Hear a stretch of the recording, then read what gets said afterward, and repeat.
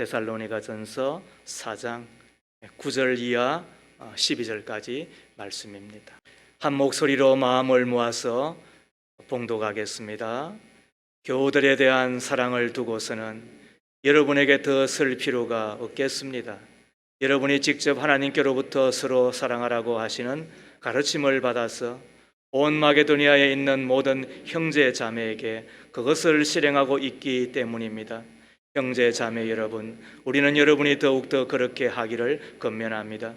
그리고 우리가 여러분에게 명령한 대로 조용하게 살기를 힘쓰고 자기 일에 전념하고 자기 손으로 일을 하십시오.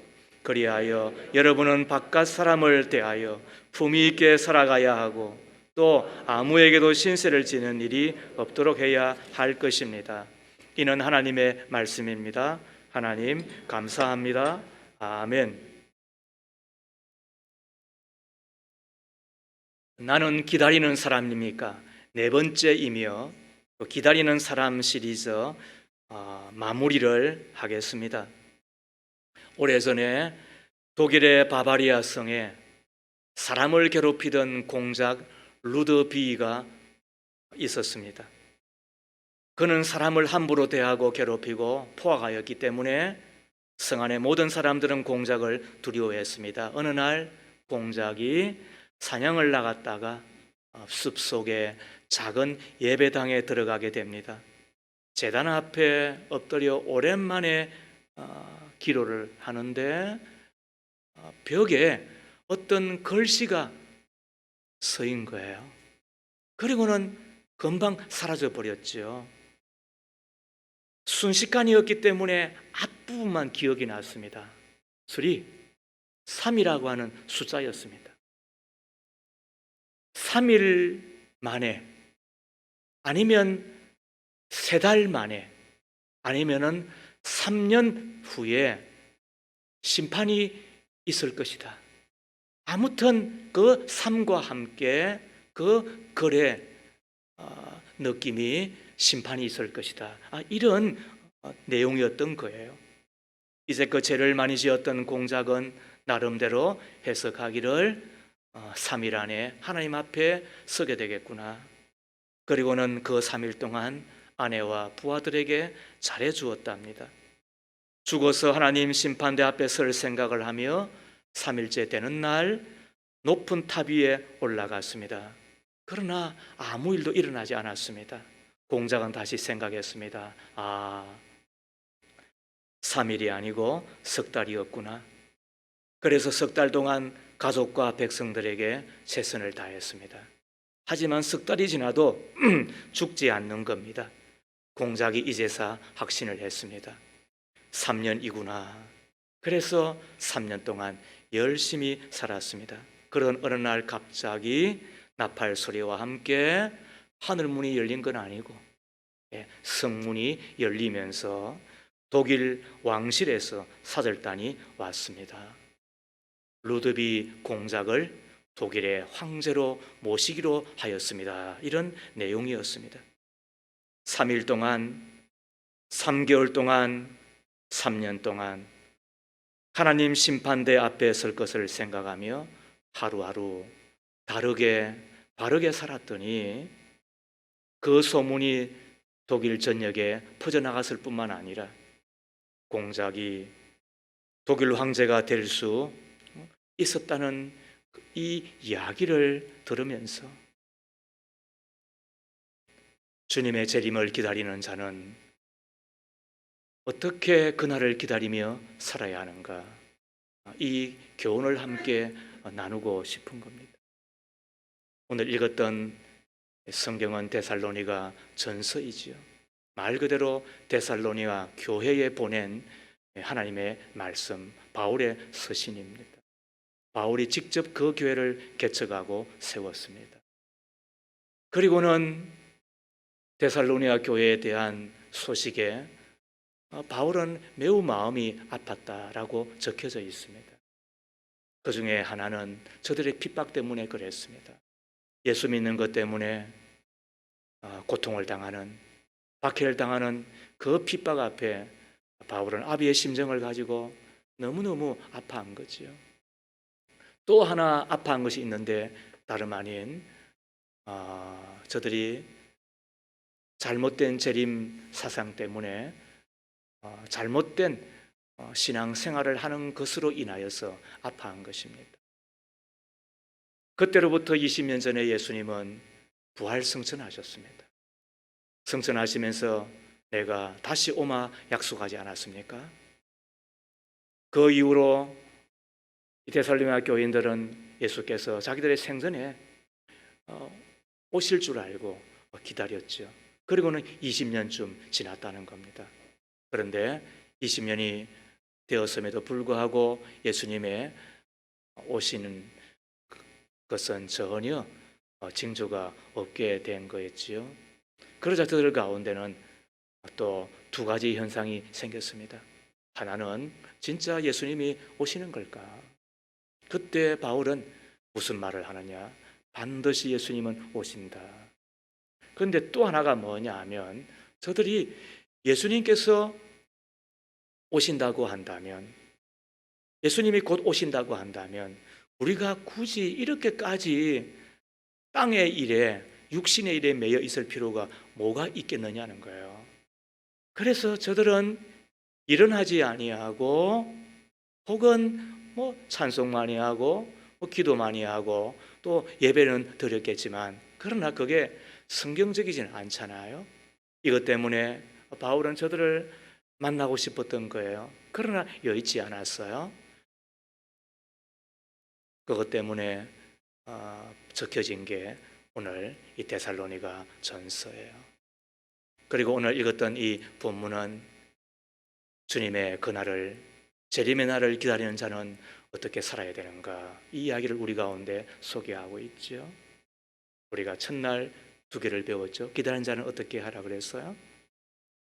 또 둘째 날 우리는 기다리는 자는 어떻게 살아야 된다고 이야기를 했어요. 자, 셋째 날 우리는 지난주에 또 기다리는 자는 어떻게 된다고 이야기를 했어요. 저는 고마운 게 우리 장로님들이 기도하는 가운데 지난주 설교를 다시 또 이렇게 짧게나마 나누는 게 얼마나 좋은지 몰라요. 우리 이 목사님이 저와 함께 동역을 하는 가운데 참회 기도를 그렇게 만들어주는 것이 얼마나 고마운지 몰라요. 하나님의 말씀을 의외로 듣지 않아요. 그런데 하나님의 말씀을 듣는다고 하는 것이 얼마나 고마운지 몰라요. 자, 오늘은 그 가운데 또 마지막이면서 기다리는 자는 어떻게 살아야 되는지, 무슨 이야기를 하자는 거예요? 하나님의 말씀 이야기를 하자는 거예요. 자, 첫 번째, 기다리는 자는 사랑하며 기다려야 합니다. 어떻게 기다려야 된다고요? 사랑하며 기다리는 것이 좋다는 거예요. 불란서에서는 매년 존경하는 인물을 선정한대요. 그래서 새해가 되면 불란서는 모든 백성들이 존경하는 인물들을 선정한다는 거예요. 그 가운데 8년 동안 7번이나 가장 존경받는 인물로 선정된 이가 있어요. 그가 아베 피에르라고 하는 신부예요. 금세기 최고의 휴머니스트로 불리워지고 빈민 구호 공동체인 엠마우스 공동체를 창설한 분이에요. 그분이 쓴 책이 단순한 기쁨이라고 하는 책인데 그곳에 이런 한 토막의 글이 소개되어 있는데 들어보시겠어요? 한 청년 신사가 자살 직전에 신부님을 찾아왔어요. 자기의 상황을 이야기하죠. 가정의 어려움, 또 경제의 어려움, 또 관계의 어려움 등등의 자기의 힘들고 고통스러운 이야기를 하는 거예요. 그리고는 자살해야 되겠습니다. 이 이야기를 한 거예요. 그때 청년의 이야기를 다 듣고 난 이후에 깊이 공감을 하면서 저도 자살할 것 같아요. 자살하세요. 이랬다는 거예요. 이게 뭐예요, 이게? 저도 자살할 것 같아요. 자살하세요. 그랬다는 거예요. 그런데 한마디를 더 한 거예요. 그러나 죽기 전에 나를 좀 도와주시고 그리고 죽으면 안 되겠습니까? 그러자 청년이 어차피 죽을 건데 죽기 전에 신부님이 필요하다면 제가 얼마간 신부님을 돕도록 하지요 라고 대답을 했습니다. 그리고는 신부와 함께 집 없는 사람을 위하여 집을 지어주고 또 불쌍한 사람들에게 또 나누어주고 함께 신부와 일을 하면서 돕는 일, 그리고 또 좋은 일을 한 거예요. 얼마 후에 그 청년이 신부님에게 이렇게 고백을 하더랍니다.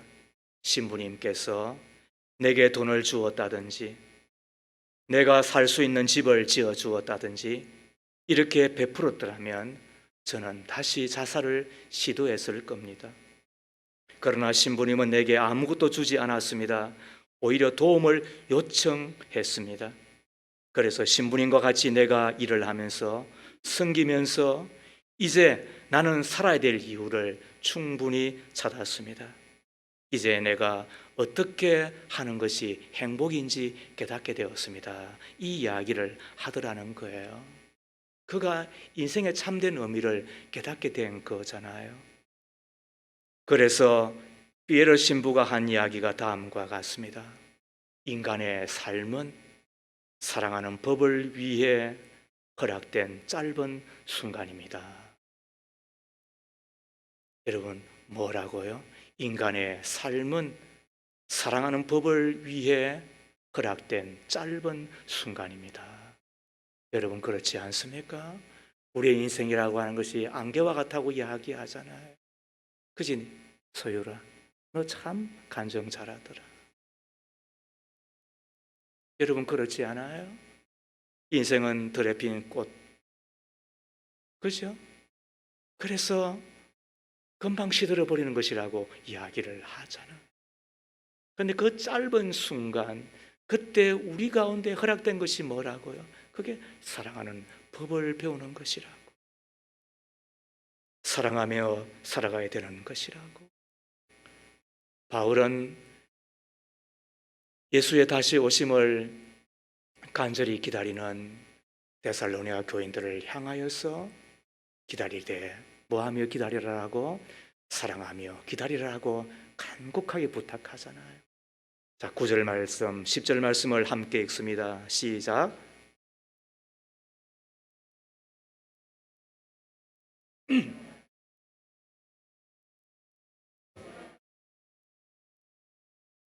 온 마게도니아에 있는 모든 형제 자매에게 그것을 실행하고 있기 때문입니다.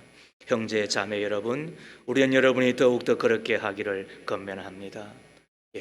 새 돼지인 것 같아요. 사랑하되 어떻게 하라? 서로 사랑하라. 여러분, 사랑은 서로 하는 거예요. 부부간에도 서로 사랑하는 거 여러분 아시지요? 그렇습니다. 부자간에도 모녀지간에도 사랑하되 서로 하는 것 아시지요? 교우간에도 여러분 서로 사랑하는 것 여러분 아시지요? 저는 여러분들을 사랑한다고 생각하고 있습니다.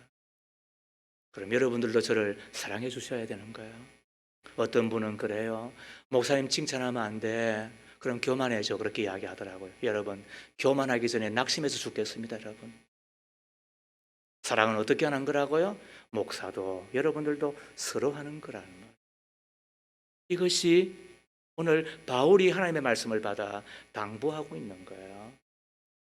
서로 사랑하라는 거예요.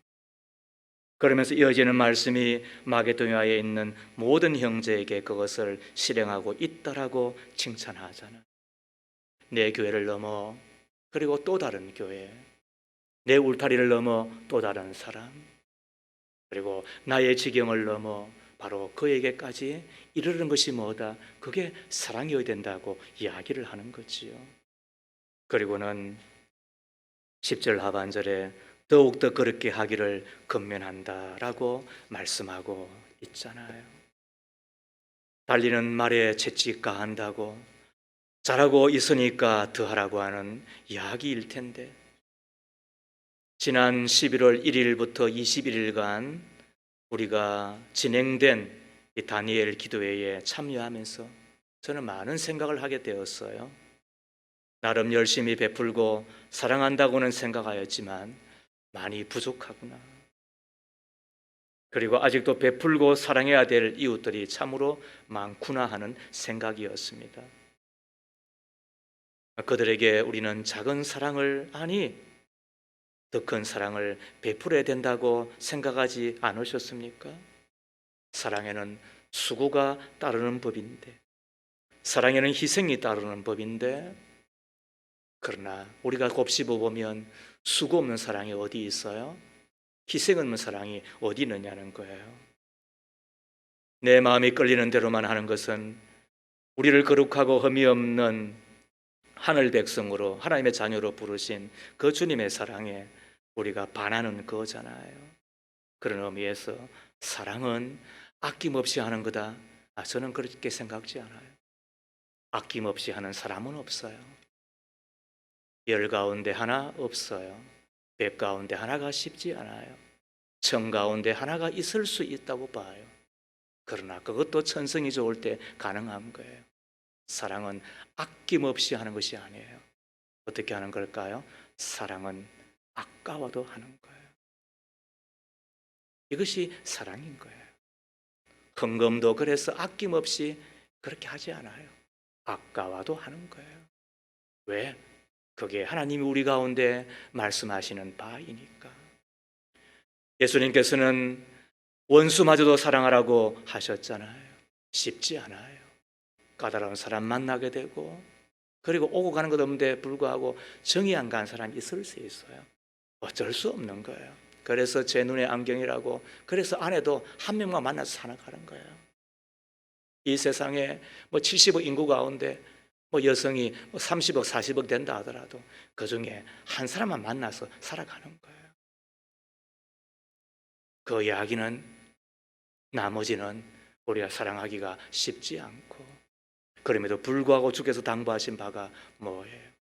그 사랑. 어쩌면은 기술이 필요하다고 에릭 프롬은 이야기하는데, 그러나 저는 하나둘 생각하는 거예요. 아니다.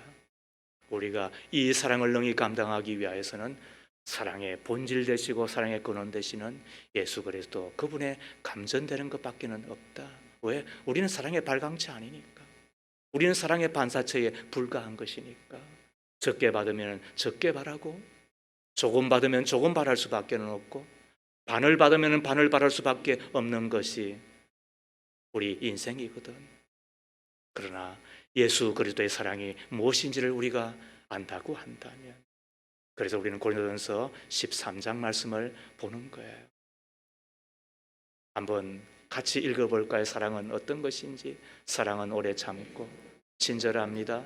사랑은 시기하지 않으며 뽐내지 않으며 교만하지 않습니다. 사랑은 무례하지 않으며 자기 이익을 구하지 않으며 성을 내지 않으며 원한을 품지 않습니다. 사랑은 불의를 기뻐하지 않으며 진리와 함께 기뻐합니다. 사랑은 모든 것을 덮어주며 모든 것을 믿으며 모든 것을 바라며 모든 것을 견딥니다 라고 되어 있는데, 이 사랑에 예수님의 이름을 넣으면 딱 맞아요. 자, 우리 다시 한번 보세요. 사랑이라는 말씀에 우리가 예수는 이렇게 넣고 한번 같이 한번 읽어보십시다. 예수는 오래 참고 친절합니다. 예수는 시기하지 않으며 뽐내지 않으며 교만하지 않습니다. 예수는 무례하지 않으며 자기의 이익을 구하지 않으며 성을 내지 않으며 원한을 품지 않습니다. 예수님은 불의를 기뻐하지 않으며 진리와 함께 기뻐합니다. 예수님은 모든 것을 덮어주며 모든 것을 믿으며 모든 것을 바라며 모든 것을 견딥니다. 이게 예수님이잖아요. 우리가 믿음으로, 그리고 세례받고 성령 받았으면 이제는 어떤 일이 벌어지는 거예요? 예수의 사랑에 우리가 이제는 접속당했잖아요. 그리고 예수님의 사랑에 우리가 감전되었잖아요. 자, 그렇다면 이 사랑이라는 말에 이제는 나는, 이렇게 우리가 읽으면 되는 거예요. 다시 자, 보여주세요. 사랑이란 말 대신에 나는이라는 우리가 말을 넣어서 읽을 뿐만 아니라 우리가 약속합시다. 어떻게 해요? 주님 오시는 그날까지 내가 이렇게 살겠다는 마음으로 시작. 나는 오래 참고 친절합니다.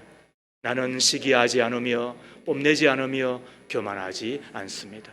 나는 무례하지 않으며 자기의 이익을 구하지 않으며 성을 내지 않으며 원한을 품지 않습니다.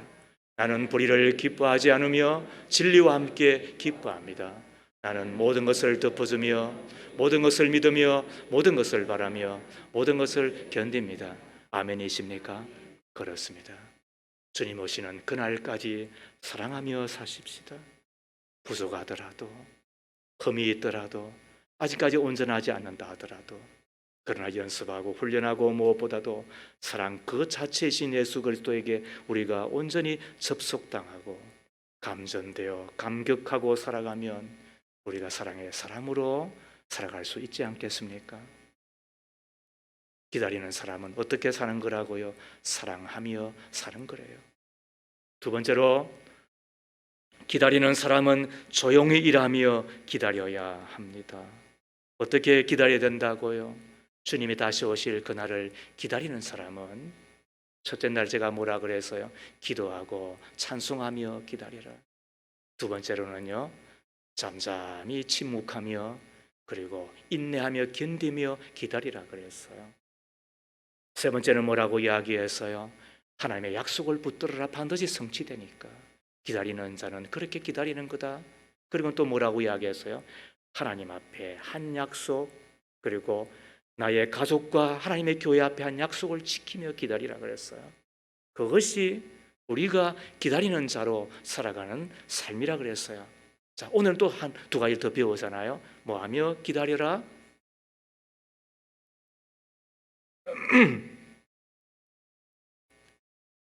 사랑하며, 그리고 또 조용히 일하며 기다리라는 거예요.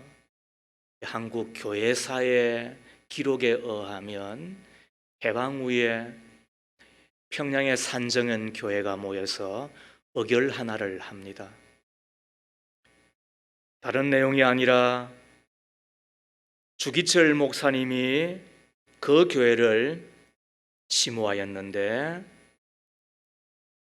목사님은 돌아가시고 남은 유족들이 어떻게 살게 해줄 것인가. 그래서 여러 가지 교회가 의논한 끝에 토지를 사들여 소작하게 하고, 그래서 그 소득으로 생계를 꾸리게 하자 이 안을 채택하여 평양 산정현 교회는 주기철 목사님의 사모님을 불러서 그 안을 말씀드렸대요. 그런데 주 목사님의 사모님은 다음과 같이 말하면서 극구 거절하였답니다. 첫째는 그저 무사 안일하게 먹고 사는 것은 신앙인으로서 양심의 가책이 되어 저는 그것을 받아들일 수 없습니다. 둘째는 아무리 제가 아내자의 몸이라고는 하나 남편의 이름을 팔아먹고 사는 아내가 될 수 없기에 저는 그 제안을 받아들일 수 없습니다. 셋째는 아비의 이름을 팔아 성장하는 자식들에게 올바른 가치관을 심어주기 어렵기 때문에 저는 교회의 제안을 받아들일 수 없습니다.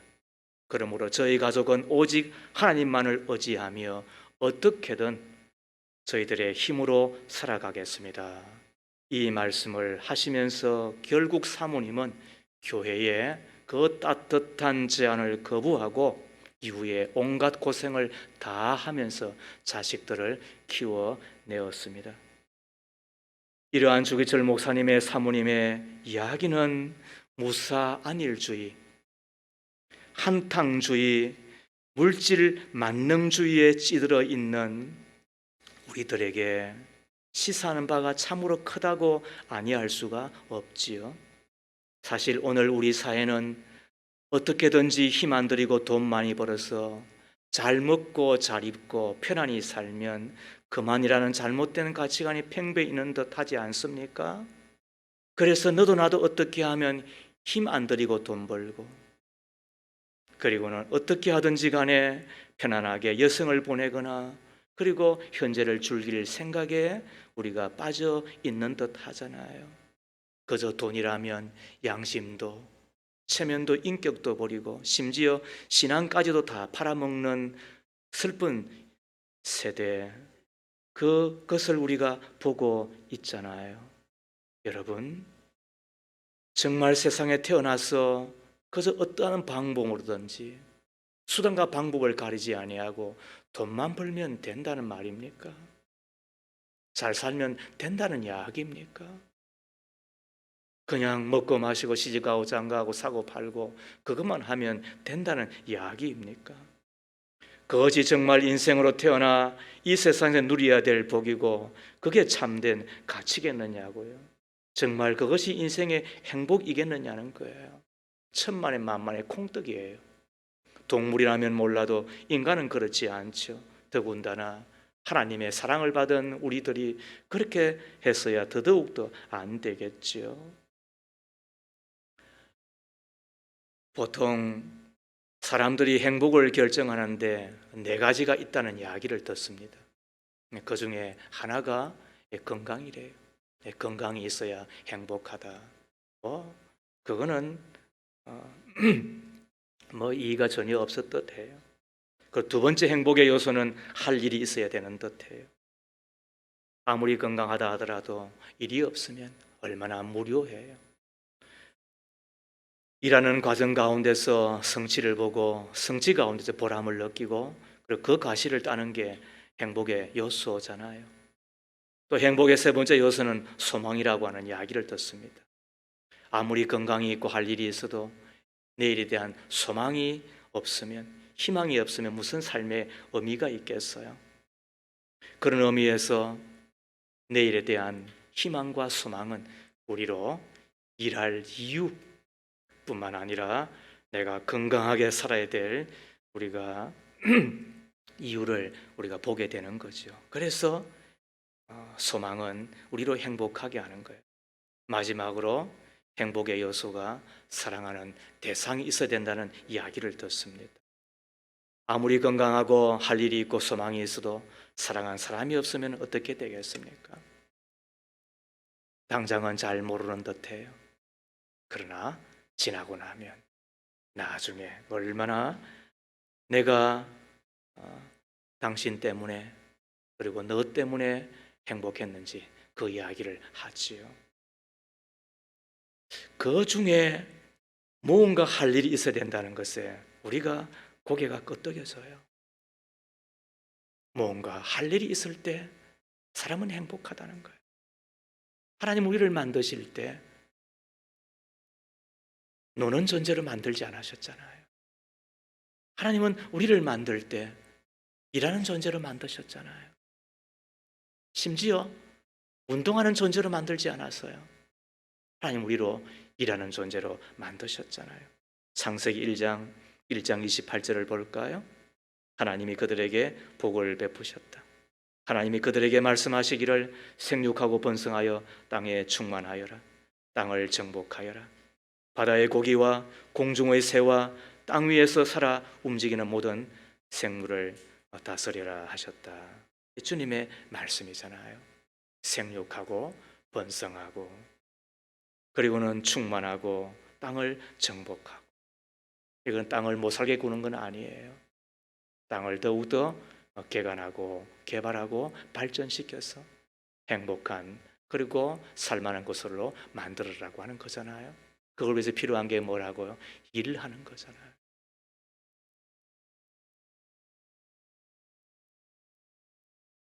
(11절) 말씀에 바울의 당부를 들어보십시오. 그리고 우리가 여러분에게 명령한 대로 조용하게 살기를 힘쓰고 자기 일에 전념하고 자기 손으로 일을 하십시오. 일하는 자가 가져야 될 세 가지 태도예요. 첫 번째, 일을 하되 조용히 하라는 거예요. 이 말은 떠들지 말라는 거예요. 불평하지 말라는 거예요. 일하면서 자랑하지 말라는 거예요. 하나님께서는 큰 일을 하시지만 늘 조용하시잖아요. 아침에 조용히 햇살을 주시잖아요. 저녁에 조용히 이슬을 내리시잖아요. 큰 일을 하면서도 조용히 하라고 하나님의 당부예요. 이것이 일하는 자세예요. 뿐만 아니라 조용히 일하라고 하는 이야기는 좀 생각하면서 일하라고 하는 거예요. 까치는 천년이나 오늘이나 똑같이 집을 짓지요. 그러나 사람은 달라요. 사람에게는 하나님께서 지력을 주시고 창조적 능력을 주셔서 조용하면서도 전보다 더 발전시키며 일하라는 거예요. 그게 조용히 일하라는 거예요. 떠벌리지 말고 생각하고 창의적으로 일하라는 거예요. 조용히 일하라는 말은 일하기는 하되 피차의 남과 충돌되지 말면서 일하라라고 이야기하는 거예요. 운동 경기할 때 어느 팀이 이기게 되나요? 서로 싸우는 팀이 이기는 걸 보셨어요? 하나님의 일도 사람의 어떤 일도 싸우면서 일하면 안 되는 거예요. 그러면 다 망하고 마는 거예요. 조용히 일하라고 한 이야기는 꾸준히 일하라고 하는 거예요. 얼마 있다가 마음에 안 들면 삐치고 던져버리고 그렇게 하지 말고 참으면서 견디면서 농부가 이른 비 늦은 비를 기다리듯이 참아가며 끝까지 일하라. 이것이 조용히 일하라라고 하는 거예요. 그것이 주님 오시는 그날까지 우리가 일하는 첫 번째 자세예요. 두 번째로는 자기 일을 하라고 말하는 거잖아요. 본문에는 자기 일에 전념하고 라고 되어 있는데 예수님께서 부활하신 후에 시몬 베드로를 다시 부르시지요. 그리고는 나를 따르라고 말씀하시잖아요. 그때 베드로가 옆에 선 요한을 가르치며 주여 이 사람은 어떻게 되겠습니까? 라고 하자 예수께서 하시는 말씀이 그에 대하여서는 내가 다른 계획을 갖고 있으니까 내가 상관할 바가 무엇이냐? 너는 나를 따르라. 내가 제 해야 될 중요한 일은 우선 나를 따르는 것이라고 말씀하셨죠. 다른 사람이 무슨 일을 하든 다른 사람이 어떻게 하든 너는 뭐 하지 말라. 너는 상관하지 말라. 너는 비교하지 말라. 너가 잘하면 되지. 자기 일을 하는 사람이 아름답잖아요. 성도는 자신의 일이 있으셔야 되는 거예요. 자신이 할 일이 있는 사람이 발전하는 거예요. 크든 작든 그 사람이 성공하게 되어 있는 거예요. 그래서 우리는 연말이 되면 그리고 새해를 계획하며 1인 1사역 하자는 거예요. 하나님의 교회에 와서 예배자로, 구경꾼이 아니라 진짜 예배자로, 하나님의 교회에 와서 기도자로, 기도를 소리를 듣는 자만이 아니라 내가 기도하는 자로, 하나님의 교회에 오면은 찬양하는 자로, 그 찬양을 듣는 자가 아니라 찬양을 내가 부르는 자로. 그래서 우리 안에는 여러 직분을 드리고 또 직임을 드리고 그 일에 하나님의 일들을 감당할 수 있도록 우리가 안내를 하고 있는데 누구를 위해서? 끝내는 우리를 위해서. 그 일을 하면서 어떻게 하라? 자기 손으로 하라는 거예요. 이거는 땀 흘려 일하라. 자기가 손수 수고하라고 하는 이야기예요. 당시 헬라 문화는 노동을 천시하는 문화였대요. 그리고 종말론 열풍이 불면서 데살로니가 교인들은 일은 안 하고 말만 했잖아요. 그리고 간수만 했다는 거예요. 그때 바울은 하나님의 말씀으로 뭐라고 이야기하는 거예요? 내 손수 일하라. 내가 직접 땀 흘리며 일하라는 거예요. 이것이 우리에게 얼마나 좋은 일인지 이것은 이미 우리가 통계적으로 잘 알고 있죠. 일하는 자가 건강하대요. 일하지 않는 자는 일하는 자에 비하여 면역력이 4분의 1로 뚝 떨어진대요. 육체의 일만이 아니라 정신적으로도 일하는 자가 건강하고 뿐만 아니라 치매에 안 걸린대요. 최근의 보고에 의하면 이 하워드 특크라고 하는 의사가 계시는데 그분이 현역으로 의사 생활을 하시는 분인데 나이가 101세래요. 와, 이해가 돼서요. 자기 아내도 지금 90세래요. 둘 다 의사예요. 근데 이분이 어떻게 그렇게 현역으로 오래야 길이야 뭐 그렇게 하는 게 아니라 왕성하게 여전히 의사 활동을 하시면서 장수의 복을 누리며 사는가? 본인은 세 가지를 한대요. 첫 번째, 일을 한대요. 두 번째로는 교제를 한대요. 세 번째는 오락을 한대요. 오락은 뭐 재미로 하는 거잖아요. 근데 이분은 역시 틀려요. 책을 읽는 것을 오락을 한대. 우리랑 좀 틀리니까 여러분 괜히 와 오늘부터 이제 죽었구나 이렇게 하지 말고 그냥 재미난 일을 하시면 된다는 거예요. 그렇게 하였더니 어떤 일이 벌어졌냐? 치매도 안 오고 여전히 활동도 하고, 그리고는 세계 최고의 현역 의사로 지금도 일하고 계시는데, 저는 여러분들을 뵈면 이제 100세는 사시겠구나 이런 생각이 드는 거예요. 찬미야, 이제 너 100세 사는 거야. 왜? 일을 하잖아. 그리고는 또 교제하고 있잖아요. 더 나아가 지금 오락하잖아요. 그죠? 치매도 안 걸린대요. 이것이 손수 일하는 자가 오는 열매, 또 그게 우리가 갖게 되는 선물이잖아요. 오늘 12절 말씀은 기가 막힌 말씀 우리 가운데 하고 있거든요. 자, 보세요. 그리하여 여러분은 바깥 사람을 대하여 품위 있게 살아가야 하고 또 아무에게도 신세를 지는 일이 없도록 해야 할 것입니다. 12절은 꼭 우리한테 이렇게 뭐 당부하고 명령하는 것처럼 들리는데, 그러나 2000년 전 헬라어로 성경이 적혀져 있었기 때문에 조금씩 그 의미는 틀려요. 그런데 저는 공동 번역에 이 12절을 보았더니 저는 이것이 더 맞는 것 같아요. 같이 읽습니다. 시작. 그러면 교회 밖의 사람들에게서도 존경을 받게 되고 남에게 신세를 지지 않게 될 것입니다. 아멘. 믿기를 바랍니다. 언제? 그럴 때 우리가 사랑하며 살고, 그 다음에 특히 일을 하되 조용히, 그죠? 자기의 일을 손수 땀 흘려 할 때, 자, 그러면 이것이 하나님의 법칙이잖아요. 어떻게 한다? 우리가 사람들로부터 존경받는, 사람이 존경을 받으려고 하는 것은 유혹이에요. 칭찬을 바라는 것은 유혹이에요. 그러나 존경받으며 칭찬받으며 살아야지. 여러분 그렇지 않아요? 다시 이야기합니다. 칭찬을 바라고 존경을 바라는 것은 유혹이에요. 그러나 칭찬받으며 존경받아야지. 언제? 우리가 사랑하며 살 때, 그리고 특히 일하되 조용히 자기의 일을, 그리고 손수 땀 흘려 일을 할 때 존경받는다는 거야. 야, 너 진짜 예수 믿는 사람이구나. 내가 믿는 하나님이 그렇게 더 좋은 분이냐? 우리가 그런 존경을 받는다는 거예요. 뿐만 아니라 어떤 일이 벌어진다고요? 우리가 꾸어질지언정 꾸지 아니하고 나누어 줄지언정 우리가 달라고 하지 않는 바로 그런 열매를 맺는다는 거예요. 여러분 평생 잊지 말아야 되는 것이 있어요. 부유는 부지런함과 상등이에요. 가난은 게으름과 상등이에요.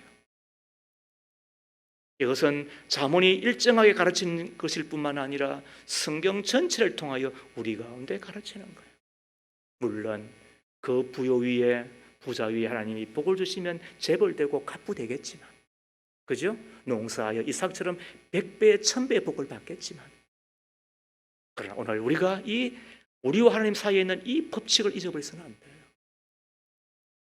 그러면 교회 밖의 사람들에게서도 존경받게 되고 남에게 신세를 지지 않게 될 것인데, 이것이 이 땅에 다시 오실 주님을 기다리는 우리가 기다리는 동안 해야 될 일이라고 한다면, 믿음의 가족 여러분, 사랑하며 사십시다.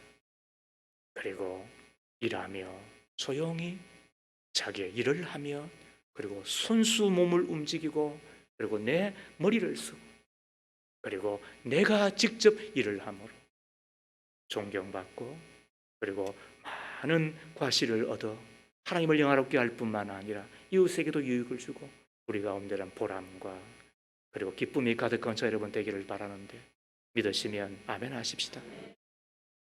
사랑의 주님, 다시 오마 약속하신 예수님을 기다리는 저희들입니다. 그날까지 사랑하며 살게 하소서. 그날까지 일하며 살게 하소서. 일하되 조용히 자기의 일을 하며 땀 흘려 수고하는 자가 꼭 될 줄로 믿습니다. 그날 주님 만나는 날 잘 기다렸다고 나도 너를 기다리며 기도해 놓으라고 하는 주님의 사랑의 음성을 듣는 우리가 다 되게 하옵소서. 예수님 이름으로 기도합니다.